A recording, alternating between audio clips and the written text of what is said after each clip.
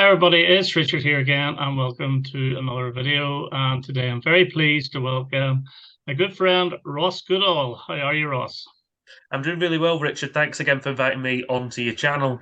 There's a reason I invited you, and the reason is I did a Tom Petty video about must have been 3 weeks ago now.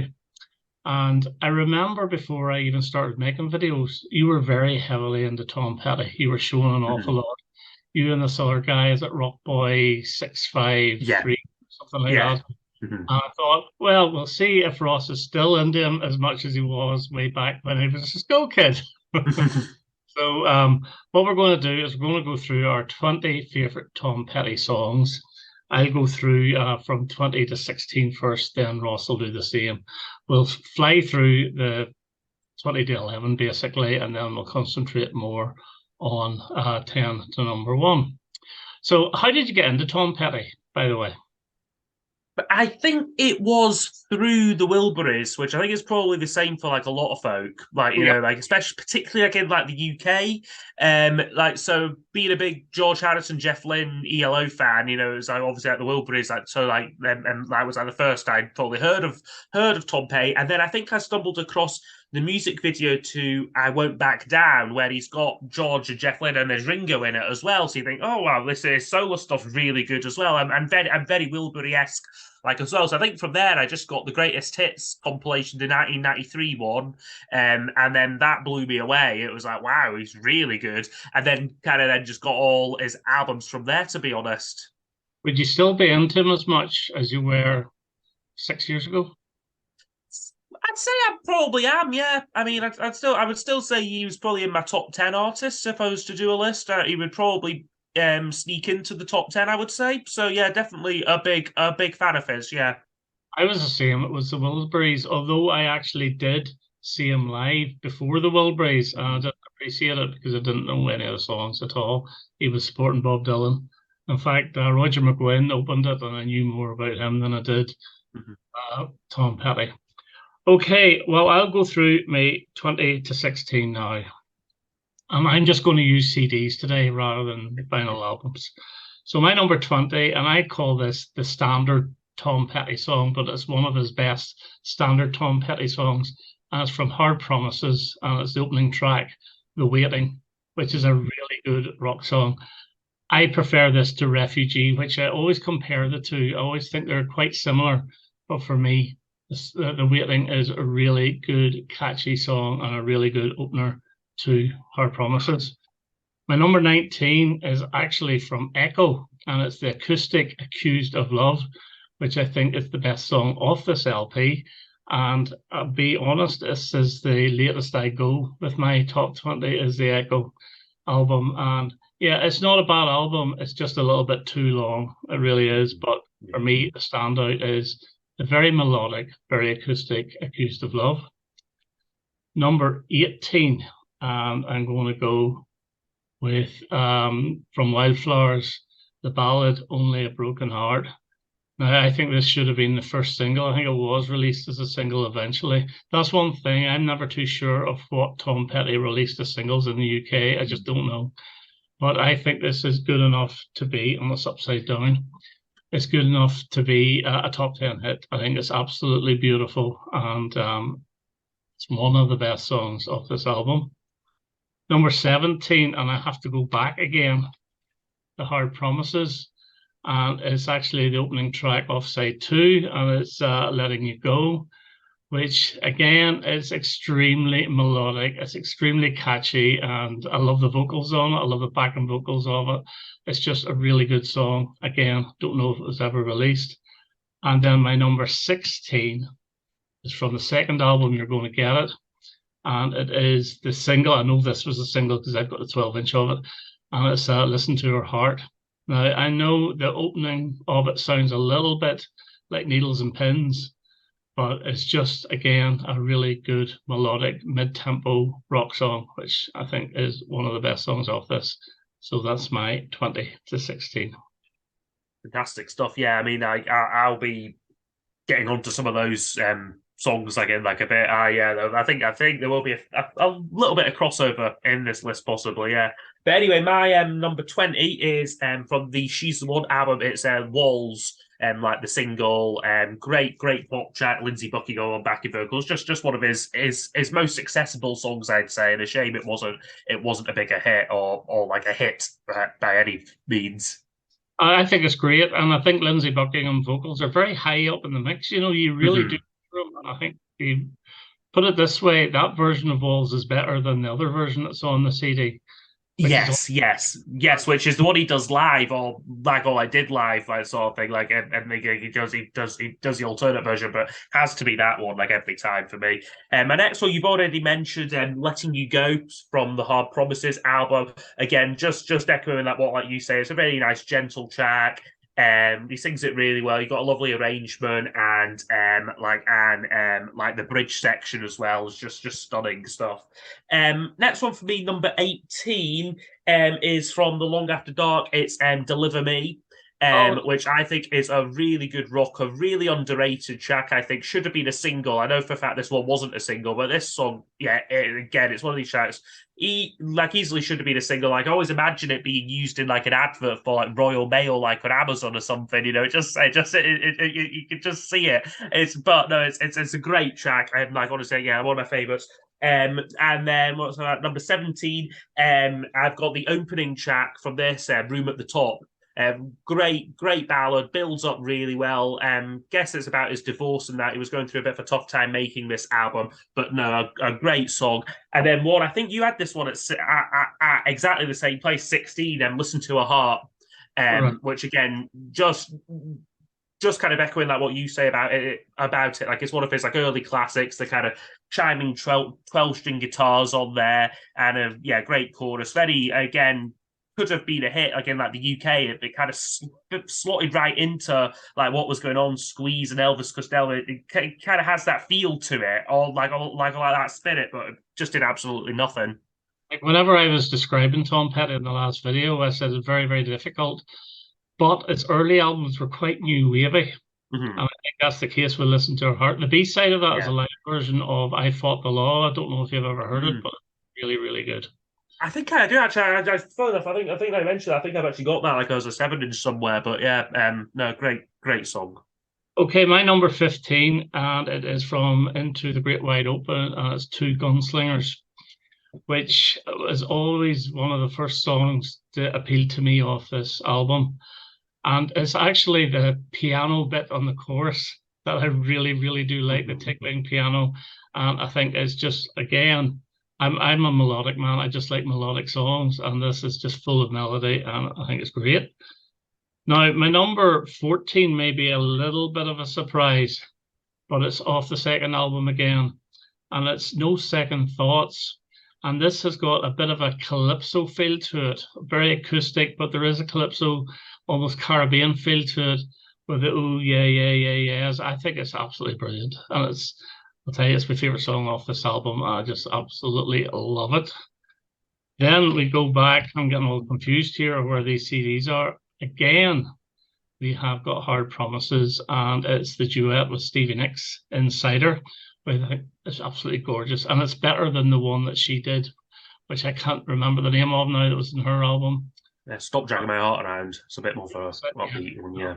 that was too bluesy for me. This one is Mhm. just a gorgeous, sort of slow, ballady type song, and I think it's brilliant. And then we go back to, for number 12, Wildflowers again, and it's the acoustic To Find a Friend. Mhm. Now, I love the acoustic song. I love Wildflowers as well, but it didn't make my list. But To Find a Friend did. Again, very accessible, very melodic, very acoustic. I do like Tom Petty on an acoustic guitar. I think it works Mhm. really well. And this is a fantastic song. And talking of acoustic, for my number 11, we come to probably one of his most underrated albums, and it's Highway Companion and his Big Weekend, which I Mhm. think is one of the catchiest things he's ever done. And it's so uplifting and, again, very melodic. I love it. And that's my number 11. Fantastic stuff. Yeah, great to see some like again like more recent ones from Highway Companion making your list. Yeah, great. Yeah, great. We album that one I revisited after your like ranking video and what I've been really enjoying lately. So my where am I at? I'm number 15, choosing from like Wildflowers. I'm going for Crawling Back to You, number 15. It's just a very expansive track, great kind of storytelling, lyrics, and just great musicianship as well. It's very they just know not to overplay like kind of like the Heartbreakers, because although this is a solo album, this is Tom Petty and the Heartbreakers on here. So Ben Montage's piano is just very delicate, and just the whole song is just really well done, very classy. Number 14, I have got one of his classics, a Refugee. I decided to put on my list. Yeah, just a great riff, and just it's just a great record as well in terms of like the musicianship, but the sound as well. Jimmy Iovine's production, I think, is really is like what makes a lot of like these early Tom Petty albums, this and Hard Promises, again, like in particular. And then for my number 13, actually staying with the same album, I've got a You Tell Me, just a kind of ballad like on here, very slow track, but very melodic again, like that kind of like sort of like the kind of like the chorus bit, you tell me like what you want me to do, this might be over a bit, just the way he sings that, it's just so good. And like again, some great piano playing like from like Ben Montage. Like again, next one, I know that when we were planning this video, you said we could do live tracks and outtakes and sort of slightly more quirky stuff. So this is one which is an outtake on the Wildflowers reissue, like Wildflowers, All the Rest. It's an acoustic demo. It's called like There's a Break in the Rain. And it is just gorgeous. It's it's just Tom McCall, like it's like a home recording, but it's just brilliant. And he's kind of like in a way, there's kind of different bits to it, bits to it, like what we use like on different songs. So there's like a vocal bit which I think he would use in "You Don't Know How It Feels." Like I woke up in between a memory, like in a dream, was originally a lyric on this song, and then the chorus was used on I think a chat from that The Last DJ or something. So like in a way, it's kind of like, but he would kind of Frankenstein this song up a bit and kind of use it elsewhere. But I think it's just a beautiful, beautiful demo, which I think needs to get a lot more attention. So there's a Break in the Rain at number 12. And then at number 11, I've gone for Don't Come Around Here No More from the Southern Accents album. This one I think just chose because it's so different. You know, he's not got another song like this. It's very 80s, very, I mean, like Dave Stewart from the like Eurythmics produced it. So it's got like everything, like and like the kitchen sink kind of like thrown at it. But I just like the kind of like the two sections, the kind of slower, sort of more mystical kind of sounding verses, and then that kind of like the outro is just stunning. So I think one of his only singles were actually charted in like the UK like from like this period, but a great song there at number 11. Oh, good choices there. I must check out that demo. Is it on the triple Wildflowers LP? I'm not sure, but it's on as a home recording, so it might be on like the vinyl reissue of Wildflowers. But I just got this, but I've just got this 5 CD box set version of it. But no, like everything on it is great, like the live stuff, and then like the alternate, like in the studio stuff as well. It's fantastic box set that. Okay, into the top 10 then. Now my number 10, I think this is a bit low, but it's American Girl from the first album. Now, this is a brilliant song. It really is. I do have one little gripe about it. There's not as many. There should be 3 choruses, not just 2. The second chorus finishes halfway through the song, and you miss that chorus, which is so infectious. It's brilliant. It's absolutely brilliant. And then it goes off into like, the instrumental part, which is good. But I would have liked a 3rd chorus. That's the only thing that gets me, because I tend to sort of get fed up with it 2 minutes in. But it's an absolutely brilliant song, and that gets my number 10. For me, again, another one of these outtake tracks. It's Keeping Me Alive. Which was an outtake from the Long After Dark album. It was rejected for that album. I think Jimmy Iovine didn't like it if it was a bit too acousticy, a bit too country style. But it's just a great song. It's just a really upbeat track, great lyrics. It's a great driving song. This driving song list for me. It found a place on this compilation released like a few years back. So Keeping Me Alive, a great song. It seems he's had a lot of good outtakes then, because you've already... Oh, he absolutely has. There's a whole box set. I've not got it but it's called Playback, which was released quite a few years back, and there's tons of B-sides and outtakes on there. And then even like on here, there's lots of like outtakes and like alternate versions and stuff. So yeah, like there's a huge vault of kind of stuff basically. Yeah. Well, my number 9, and I always think this is the best song that Bruce Springsteen never wrote, and it is from Damn the Torpedoes, and it's Louisiana Rain, which I think is magnificent. I don't understand the start of it though, the little bit between What Are You Doing in My Life and Louisiana Rain. I don't understand the weird sound that comes out, the electronics and all the rest of it. But once you get into the main basis of this song, I think it's a really good. It is like a southern rock type song, but I think it's excellent and it's very melodic again. And it's my favorite track off this, and it gets my number 9. Yeah, very good. Yeah, and that's again like saying like with like that album. I think the problem for me is those little pointless linking bits to it. I don't know. It was the kind of, I guess it was the 70s after all. Everything was about grand albums which kind of flowed and stuff. I think they just kind of ruined it a little bit for me, and they kind of like you just think just get to the song already a bit. CD songs, and I put Louisiana Rain on it, and it actually starts with that link, which is about 50 seconds. Yeah, and I could have chopped that off and maybe got another stuff on. Mm-hmm. Absolutely, yeah.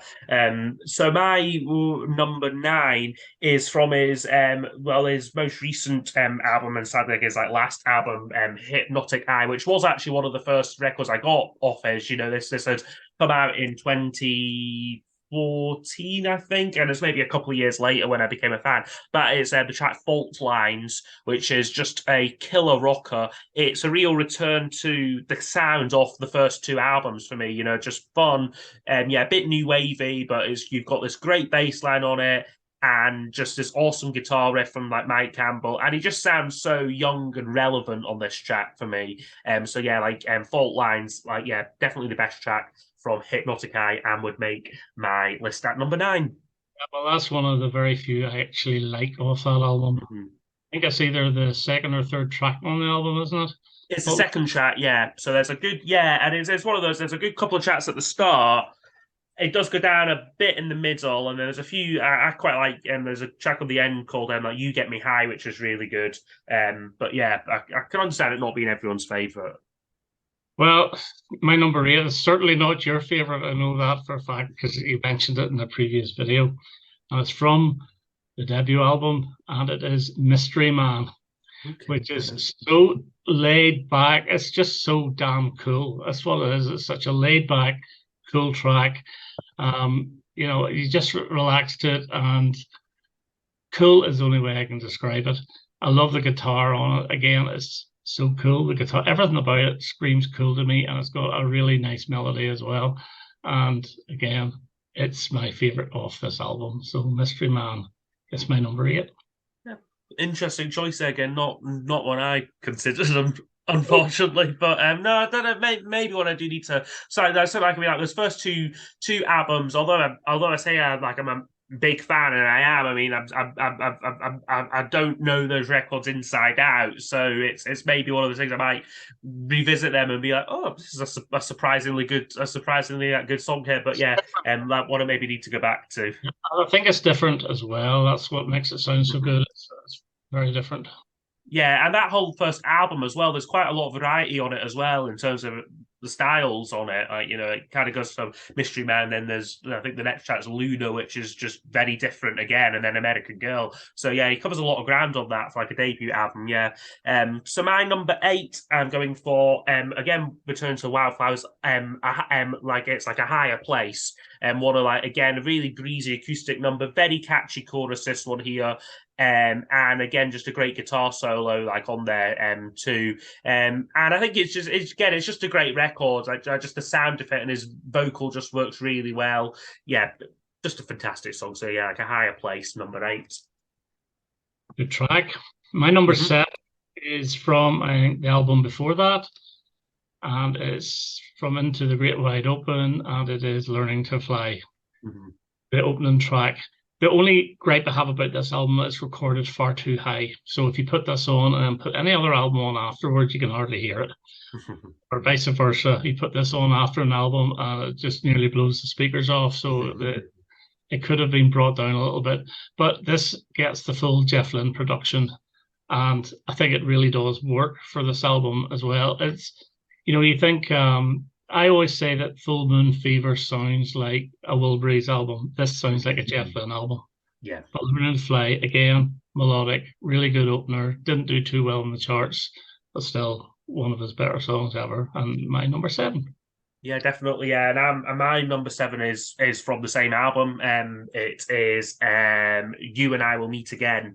It's a very similar kind of sounding song. It's just like the acoustic guitars on here. This whole album, whether it's Learn to Fly, whether it's this one, Two Gunslingers, they just have such a good shimmer to them. I think they just sound great. And then, but I'm putting this one really high just because, like, the middle bit, it just sounds so transcendent, and there's great lyrics about like a red-winged hawk is circling. So it just sounds like freedom, this track, and like this track, like, for me. And again, just a brilliant song. Jeff Lynne's production really works on this. Although it was a bit of a pain for the band making it, they don't have a lot of fond memories of this album. But I think the end product really works well. So yeah, like You and I Will Meet Again, like, always been a real favourite of mine. I'm surprised that didn't come out as just a Tom Petty album, as a follow-up to Full Moon Fever, because it doesn't sound like the Heartbreakers, so it doesn't. Yeah. I think the Wildflowers album sounds more like Tom Petty and the Heartbreakers. There you go. Well, my number 6 is, and I feel guilty about actually putting this so high, but I just absolutely love it. But the reason I feel guilty is because it's such a steal, and it's from Highway Companion, and it's the song Down South.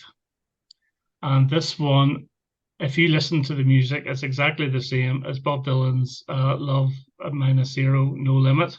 Exactly the same. But again, it is so laid back the way he sings it. And there's a Hammond organ, I believe it to be a Hammond organ in the background, that really, really does enhance it. It's just absolutely brilliant. And his voice sounds so cool on it as well. It's just one of my favorite Tom Petty songs ever, even though it is a bit of a plagiarized Love -0, No Limit. So I guess my number 6. Yeah, great choice. That was one which was almost going to make my list. It would be my bubbling unders, like I'd say. I don't think I know the Bob Dylan song, so I'll have to check that out and see how much he kind of nicked off it. But like, yeah, no, it's a great song. I've always had a lot of time for. It's on Bringing It All Back Home, if you have that album. Okay, I have got that one, so I might know it subconsciously. I don't know, but yeah, maybe I do. Yeah. So, where my number 6, I'm going for the title track from Southern Accents, which is just but I would choose the live version he does from there's a 2006 concert, concert what he does like in Florida, and it's kind of like a homecoming concert. So he sings this one, and it's a very personal song about like his upbringing, I think, in kind of Florida, and it's got kind of a good, I think it is more like a poem than anything. Like this track, like a good resolution to like the lyrics. He sort of describes it, and it says, "And everything is done," like in a Southern accent where I come from, and I think again it's different for the Heartbreakers. They haven't really done a kind of true ballad like this, really, like up to this point, they've been a rock band. So this album was very much a case of them trying out a lot of different things. Some stuff with like Dave Stewart, and then stuff like this, which is more like about like their like roots and that. I think again it's a simple track, but one which I think just has like a real poignancy to it. Like always been like a favourite. So yeah, Southern Accents at number 6. I'm not keen on it, and never have been. I actually prefer Johnny Cash's version, but I'm not overly keen on it either. It's one song that has never resonated with me, so never appealed. Fair enough. Can't win them all. Well, that's what I get for saying about Mystery Man. My number 5, I know this was a single, and it's from Long After Dark, and it's Straight into Darkness, which I think is fantastic. It really is. It's a brilliant Tom Petty song. It's a standard Tom Petty rocker, but with a really great chorus, really good backing, and the keyboards in the backing, especially in the chorus, are brilliant. And again, it's the highlight of this album. This album, I think, is very, very underrated. You know, there's a few bubbling unders that could have got on this, especially the very last track, A Wasted Life, which I think is beautiful, really slow, but Straight into Darkness, absolutely brilliant. So there you go. Yeah, great record there again. Again, it is one which I think is underrated. Like I do need to get on like with like reviewing it and like whatnot. Yeah, because I think it's always been it's a great re-record that. And my one is again we'll have to go back to an album which I showed earlier, wherever I've lay it. Here we go. It's from Damn the Torpedoes. It's Shadow of a Doubt, which I'm going for, which is again it's a bit like that Straight into Darkness. It feels like the kind of staple Tom Petty song, like sort of thing. Like it's just got the sound, it's got like the kind of like the guitar lines on it, and just again a super catchy melody. I think he sings it great, very love tone lyrics about kind of doubting like the woman that you're with is actually like into you and that. So things like she likes to keep me guessing. She's got me on the fence with that little bit of mystery. She's a complex kid. And just the music as well is so much. There's a lot of propulsion to it. I think there's some I think Stan Lynch has overdubbed some bongos on it as well. So it just has a real kind of sense of like momentum, like to it, which I think like works really well. And it's probably my favorite like on this album. So Shadow of a Doubt would come in at number 5 for me. Very good. My number 4, and it is from my favorite Tom Petty album. Well, nobody else likes this. It's from Let Me Up, I've Had Enough, and it's the song How Many More Days. Now, I love the fade in of it. And again, it's the chorus, but it's the piano. There's about 5-note piano that goes through the chorus constantly, and it is so infectious. And I really do love his vocals on it. And it just flies by, this song. It's so good. And it gets my number 4. Very good. Yeah, I did after your video. What you did, like the album ranking, I did, which was like very good. Like by the way, I revisited that because you put that at like number 1, and I did, and again, I couldn't really see what all the fuss was about with it. You know, it was like to me, it was just very average, like Tom Petty. But maybe it'll grow me. Like I don't know, but I think the general consensus is that it's not one of his best. But yeah, it's very 80s sounding.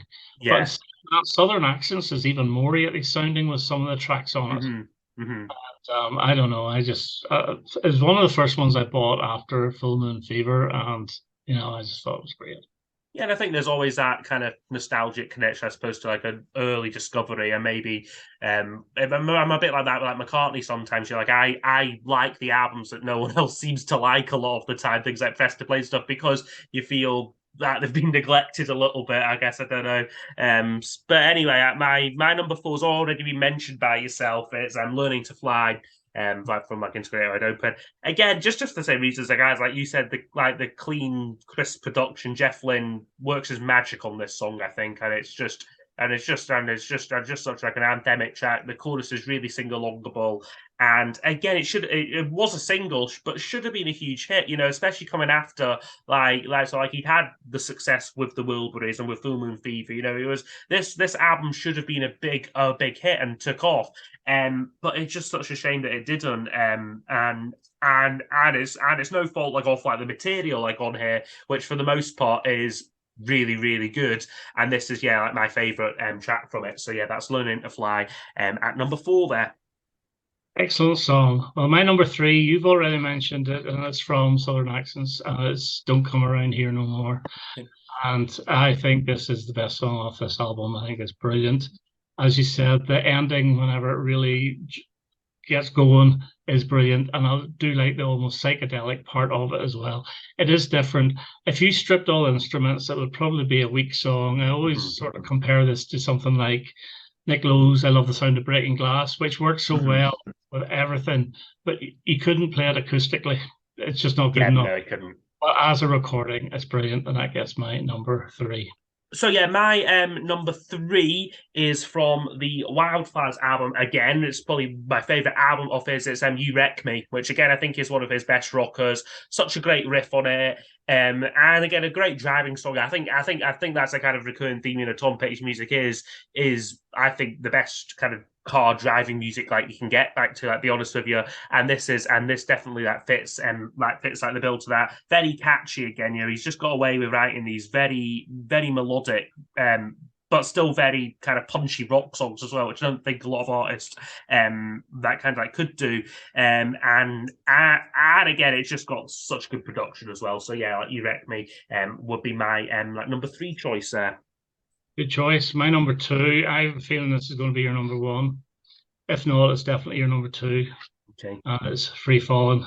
The opening Okay. track of Full Moon Fever. I know this is a huge hit in America, but it did absolutely nothing here. Top 60, I think, and is catchy as hell. And yeah, I remember buying this and hearing this for the first time, thinking, "Oh my God, this is really, really good. This is something different." It doesn't sound like ELO, but it does have a Jeff Lynne production, and yeah, every part of the song is brilliant, and it gets my number two, Free Falling. Yeah. Very good. Well, I did say that my list was well, I don't know if I said like controversial, but something different. So you might be surprised that Yeah. I've not that one's not appeared yet. But we'll see if it does. Anyway, like my number two is again one you've already mentioned, like American Girl. I've gone for in many ways the song that started it all. For its kind of classic, kind of birdsy sort of 12-string Rickenbacker opener to like the kind of like the mystical lyrics and then the outro. I think it's just perfect. And I do actually disagree with you when you say it could do with like another chorus. I think the fact that it is only the two verses and two choruses, it kind of leaves you wanting more, and it's almost like you can play the song again, like from like the start and still really like enjoy it. I think if there was another chorus that dragged it out a bit, I think you might have been a bit like you maybe not quite sick of it by the end, but you would have been okay. I'm content now. But I think its magic is the fact that it leaves you wanting more. Like is what like I like really like enjoy with it. And again, it's just the musicianship is just stunning. So yeah, like a top 40 hit again, like the UK this. And yeah, I think you should have had a whole lot more of those. But yeah, like American Girl would be my number two. The weird thing is, the other single, Anything That's Rock and Roll, did better in the UK than America. Yeah. Well, my number one, and if I think I said this was going to be my number one in the last video, and it is from Let Me Up I've Had Enough, and it's Runaway Trains.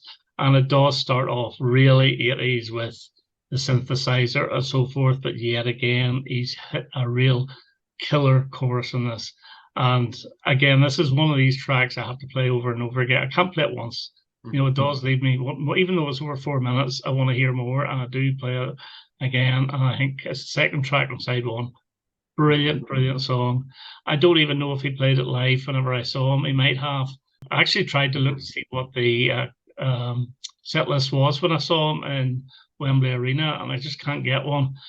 But it'd be interesting to see. But this has always been one of my favorites, and it is my favorite now. It's Runaway Trains from Let Me Up I've Had Enough. Very good. Yeah, it must be a pretty long concert that if you had Roger McGuinn and Tom Petty and Bob Dylan all there. Yeah, Played about 4 songs, so he did. But he was very good. Roger McGuinn was only on the acoustic guitar, just him. Okay.